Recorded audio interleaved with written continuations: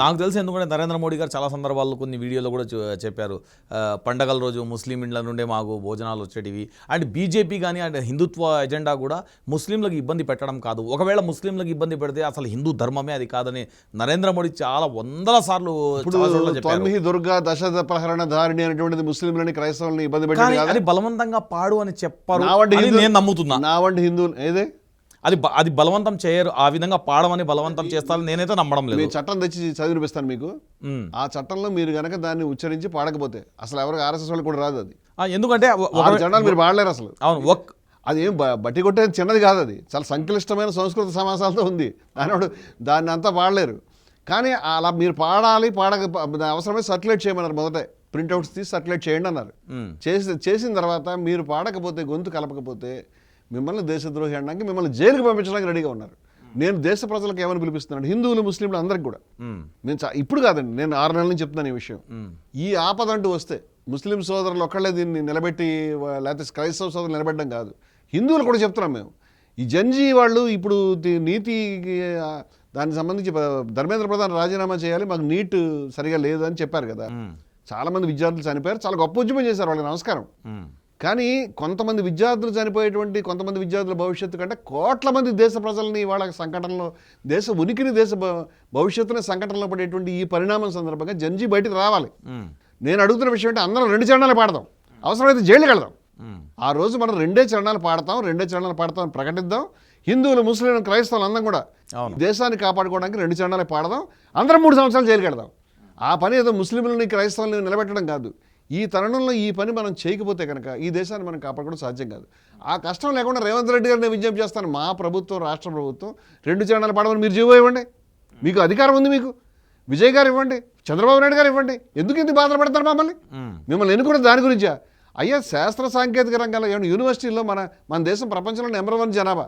అవును, 100 యూనివర్సిటీల్లో top university ఒక్కడ ఇండియన్ లేదండి. విద్య విషయంలో నాసిరకం, ఆరోగ్య విషయంలో నాసిరకం, ఇన్ఫ్రాస్ట్రక్చర్ విషయంలో నాసిరకం, R&D విషయంలో డబ్బులు ఇవ్వరు బడ్జెట్లో. ఈ దేశాన్ని అధోగతి పాలు చేస్తారు. కానీ ఎంతసేపు ఈ మతం పిచ్చి ఎక్కించడానికి, అయోధ్య పేరు మీద, రాముడి పేరు మీద ఫ్లెక్సీలు పెట్టుకోవడానికి, లేకపోతే డబ్బులు కొట్టేయడానికి, లేకపోతే మరొక దరిద్ర పని చేయడానికి ముందుకు వస్తారు. ఎంతకాలం అండి మతం పేరు మీద రెచ్చగొట్టడం? ఎందుకు ఇలా మతం పేరు మీద రెచ్చగొడతారు? ఏమి సాధిస్తారు ఇలా మతం పేరు మీద రెచ్చగొట్టి?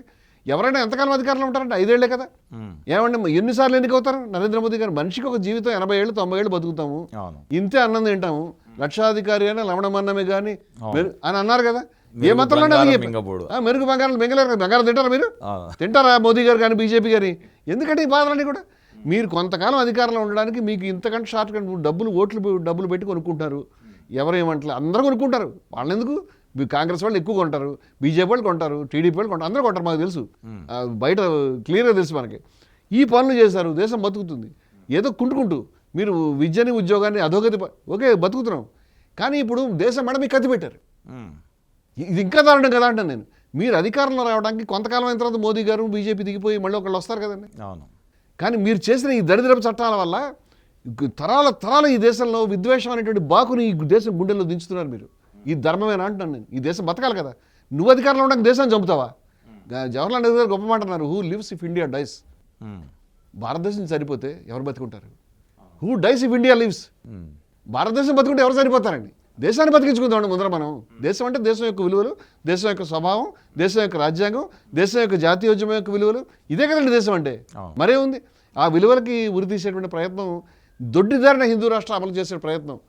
ఒకవేళ కనుక వీళ్ళు అధికారంలో ఉంటే జస్ట్ ఒక రాజ్యాంగ సవరణే కదండి, వీళ్ళకి 400 సీట్లు దాటి వచ్చి ఉంటే ఈసారి మీరు ఖచ్చితంగా 3 రంగుల జెండా తీసేవారు. వాళ్ళు ఇంత ప్రమాదం ఉంది వీళ్ళకి. వాళ్ళు కృతనిశ్చయంలో ఉన్నారు దాంట్లో. దీనిపైన సరైన చర్చ మనకి పార్లమెంట్లో జరగలేదు, మీడియాలో జరగడం లేదు, జంజీకి చెప్పేవాళ్ళు లేరు. మీ వేదికగా మీరు విజ్ఞప్తి చేయాలి. నేను విజ్ఞప్తి చేస్తున్నాను, దయవుంచి రేవంత్ రెడ్డి గారైనా కనీసం మన తెలంగాణని కాపాడమని నేను విజ్ఞప్తి చేస్తున్నానండి.